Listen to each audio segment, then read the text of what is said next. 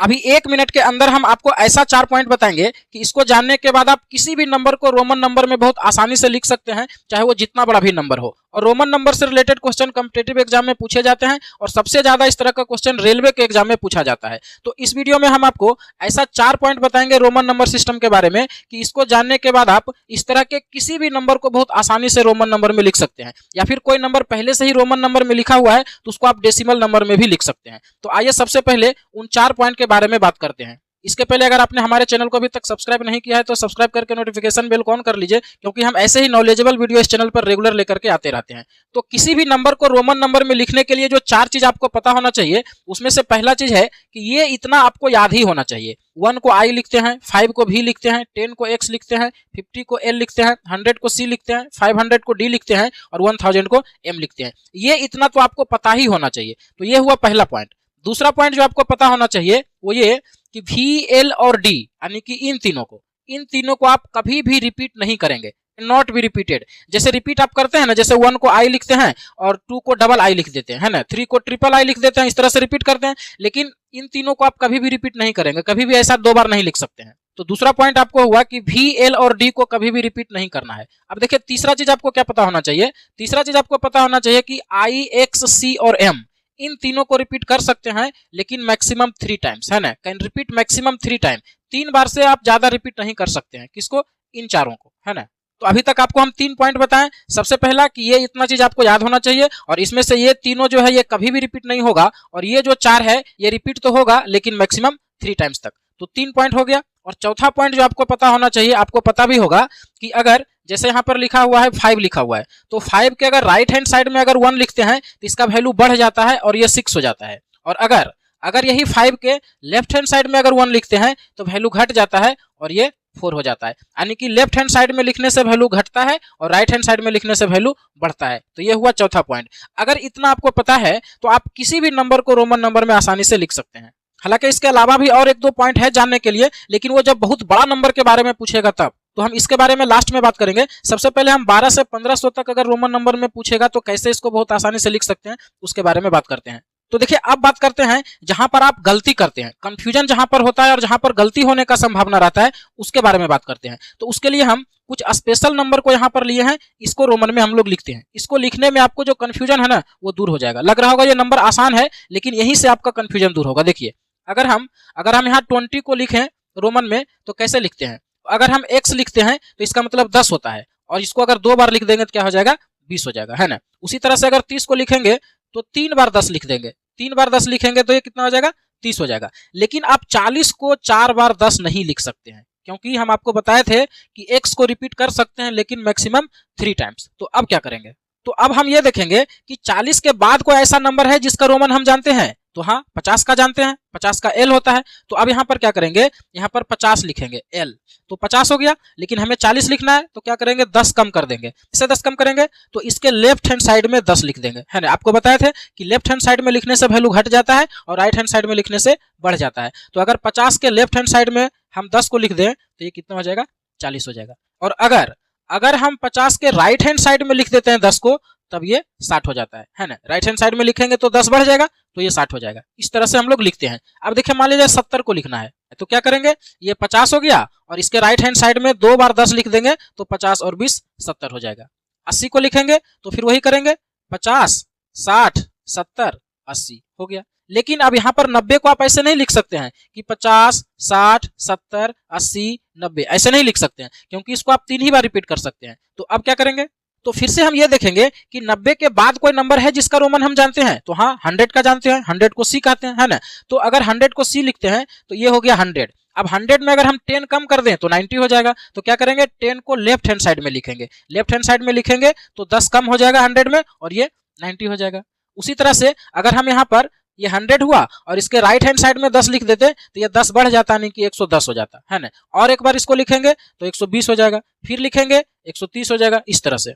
अब हम देखिए 200 को लिखते हैं। तो 200 को कैसे लिखेंगे? तो हमें 100 का लिखना आता है, C का मतलब होता है 100, और C को हम 3 बार तक रिपीट कर सकते हैं। इसका मतलब 2 बार लिख देंगे तो ये 200 हो जाएगा, 3 बार लिख देंगे तो 300 हो जाएगा। लेकिन 400 को लिखने के लिए आप इसको 4 बार रिपीट नहीं कर सकते हैं, ये गलत हो जाएगा, क्योंकि इसको आप 3 ही बार मैक्सिमम रिपीट कर सकते हैं। तो अब क्या करेंगे, तो अब देखेंगे कि 400 के बाद कोई नंबर है जिसका रोमन हम जानते हैं, तो जानते हैं किसका, 500 का।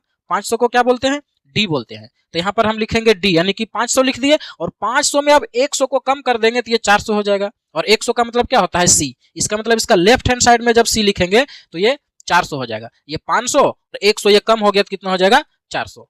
उसी तरह से अगर हम 500 के राइट हैंड साइड में 100 लिख देते हैं तो ये 100 बढ़ जाएगा, तो कितना हो जाएगा, 600 हो जाएगा, है ना। उसी तरह से अगर 700 लिखना रहता तो देखिए ये हुआ 500, 600, 700। 800 लिखेंगे तो क्या हो जाएगा, 500, 600, 700, 800, है ना। लेकिन 900 को लिखने के लिए आप ऐसे नहीं लिख सकते हैं कि 500, 600, 700, 800, 900, ये गलत हो जाएगा, क्योंकि इसको 3 ही बार रिपीट कर सकते हैं। तो अब क्या करेंगे, तो फिर वही करेंगे, देखेंगे कि 900 के बाद कोई नंबर है जिसका रोमन हम जानते हैं, तो 1000 का जानते हैं, एम होता है, तो एम लिखेंगे यहाँ पर, कितना हो जाएगा, ये 1000 हो गया। लेकिन हमें लिखना है 900, तो क्या करना पड़ेगा, 100 कम करना पड़ेगा, तो इसका लेफ्ट हैंड साइड में 100 लिख देंगे, सी। कितना हो जाएगा, 900 हो जाएगा। अगर यहाँ पर अगर हम ये 1000 जो है इसके राइट हैंड साइड में अगर 100 लिख देंगे तो ये 1100 हो जाएगा। तो अगर आप इतना चीज समझ गए तो अब आप किसी भी नंबर को रोमन में बहुत आसानी से लिख सकते हैं। अब जो कंफ्यूजन होगा थोड़ा मन, वो आपका दूर हो जाएगा जब हम अलग अलग नंबर को रोमन में लिखेंगे तब। अब हम कुछ नंबर को रोमन में लिख करके देखते हैं। तो यहाँ पर देखिए, अगर हम 699 को रोमन में लिखें तो देखिए लिखने समय कोई गलती ना हो, इसके लिए आपको क्या करना है, सबसे पहले इस नंबर को डिटेल फॉर्म में लिख लेना है। कैसे, देखिए आप इसको लिख सकते हैं 600 + 90 + 9, है ना। अगर इस तरह से लिख करके लिखेंगे तो गलती होने का चांस नहीं रहेगा। अब देखिए पहले 600 को लिखेंगे, तो 600 को क्या लिखेंगे, ये हुआ 500 और इधर 100 लिख देंगे तो ये 600 हो गया, है ना। अब 90 को कैसे लिखते हैं, 100 में 10 कम कर देते हैं, तो ये हुआ 100 और इधर 10 लिख देंगे तो ये 90 हो गया। और +9 आपको पता है कि 9 ऐसे लिखते हैं, तो ये कितना हो जाएगा, ये हो गया 699। तो इस तरह से अगर आप डिटेल फॉर्म में लिख करके लिखेंगे तो गलती होने का चांस नहीं रहेगा। उसी प्रकार से आगे देखिए, अगर हम इसको लिखें, सबसे पहले इसको डिटेल फॉर्म में लिखेंगे 800 + 70 और +3। देखिए यहाँ पर हम आपको लिख करके दिखा रहे हैं केवल समझाने के लिए, एग्जाम में आपको ये सब लिख करके टाइम वेस्ट नहीं करना है। आपको तो पता है मन में ना कि इसको आप लिख सकते हैं 800 + 70 + 3। तो पहले 800 का रोमन लिखेंगे, फिर 70 का लिखेंगे, फिर 3 का लिखेंगे, है ना। तो केवल यहाँ पर बताने के लिए हम लिख रहे हैं। तो देखिए क्या करेंगे, अगर हम 800 का लिखेंगे तो क्या करेंगे, तो 500 और 300 करेंगे, तो ये हो गया 500, 600, 700, 800, 800 हो गया, है ना। 800 लिखने के बाद क्या करेंगे, 70 का लिखेंगे, तो 70 का कैसे लिखते हैं, 50 और +20, तो ये हुआ 50 और इधर 20 लिख देंगे तो ये हो गया 70। और 3 कैसे लिखते हैं, ऐसे लिखते हैं, तो ये हो गया आपका 873। तो आप इस तरह से डिटेल में लिख करके बहुत आसानी से रोमन में लिख सकते हैं। इसके बाद अगला देखिए है 357। तो अब देखिए डिटेल में नहीं लिखेंगे, 300 का लिखेंगे, तो 300 का कैसे लिखते हैं, CCC लिखेंगे तो 300 हो जाएगा, है ना। अब लिखेंगे 50, तो 50 का हमको पता है L होता है, और 7 लिख देंगे, तो 7 कैसे लिखाता है, ऐसे लिखाता है, तो ये हो गया 357, है ना। 199 को अगर लिखें, 100 + 90 + 9, तो 100 का मतलब क्या होता है, 100 का मतलब होता है C। और 90 को कैसे लिखेंगे, तो 90 को क्या करते हैं, 100 में 10 कम करते हैं, तो ये हुआ 100 और इधर 10 लिखेंगे तो ये हो गया 90, है ना। और फिर बचा कितना, 9, तो 9 आपको पता है ऐसे लिखाता है, तो ये हो गया 199। अगर यहाँ पर देखिए 777 को लिखें तो क्या हो जाएगा, 700 + 70 + 7, तो 700 आपको पता है, ये हो गया 500 और इधर 2 बार 100 लिख देंगे तो ये हो गया 700। उसके बाद लिखेंगे 70, तो 70 को कैसे लिखते हैं, 50 + 20, तो ये हो गया 50 और ये हो गया 20, तो 70 हो गया। और 7 को कैसे लिखते हैं, ऐसे लिखते हैं, तो ये कितना हो जाएगा, ये हो जाएगा 777। तो हम उम्मीद करते हैं कि आप किसी भी नंबर को अब बहुत आसानी से रोमन में लिख सकते हैं। अब हम बात करते हैं जब बहुत बड़ा नंबर अगर दे देगा, हालांकि बहुत कम ऐसा चांस है, तो बहुत बड़े नंबर को रोमन में कैसे लिखते हैं उसके बारे में देखते हैं। क्योंकि अभी तक जो हम लोग देखे थे उसमें 1000 तक ही था, है ना, 1000 को M बोलते थे। तो अगर उससे बहुत ज्यादा 10,000, 20,000, 50,000 का अगर दे देगा लिखने के लिए, तब कैसे करेंगे। तो देखिए उसके लिए आपको क्या पता होना चाहिए, जैसे देखिए V है और V का मतलब क्या होता है, 5। तो V के ऊपर अगर इस तरह से बार दे देगा, यानी रेकरिन दे देगा, तो इसका मतलब होता है कि ये नंबर 1000 गुना हो गया, है ना। यानी कि रेकरिन दे दिया V के ऊपर तो 1000 गुना हो गया और ये हो गया 5000, यानी कि 5000 आपको लिखना रहेगा, तो 5 लिखेंगे और इसके ऊपर रेकरिन दे देंगे तो ये कितना हो गया, 5000 हो गया, 1000 गुना हो गया। उसी तरह से देखिए अगर डबल रेकरिन रहेगा, है ना, तो इसका मतलब है कि 2 बार वो 1000 गुना हो गया। जैसे देखिए यहाँ पर x का मतलब क्या होता है 10